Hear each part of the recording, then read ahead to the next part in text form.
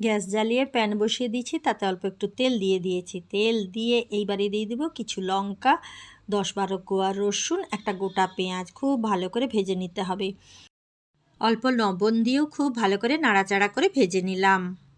এইবার দিয়ে দেব বাগান থেকে তুলে আনা একেবারে তাজা ধনেপাতা, কাঁচি দিয়ে কেটে একেবারে কড়াতেই। তারপরে একটু ভালো করে নাড়াচাড়া করে তুলে নেব একটা মিক্সার বোলে নিয়ে ঠান্ডা করে তারপর মিক্সিং জারে নিয়ে নিচ্ছি। মিক্সিং জারে নিয়ে ওইটাকে আর একটু ঠান্ডা করা হয়ে গেলে তারপরে ওইটাকে পেস্ট করে নিয়ে চলে আসব। পেস্ট করে নিয়ে এসে দেখাচ্ছি, দেখুন পেস্টটা একটু ভালো করে করেছি, কিন্তু একদম প্লেন নয়। তারপরে একটা ডাবু চামচে অল্প একটু তেল আর হাফ চামচ পাঁচফোড়ন দিয়ে ভালো করে ভেজে নিয়ে মিশ্রণের উপরে দিয়ে দিলাম। তারপরে একটু নাড়িয়ে চাড়িয়ে এই পরিবেশন করে দেবেন। জ্বরের পরে যখন মুখটা সেঁটে থাকে তখন দারুণ লাগে খেতে।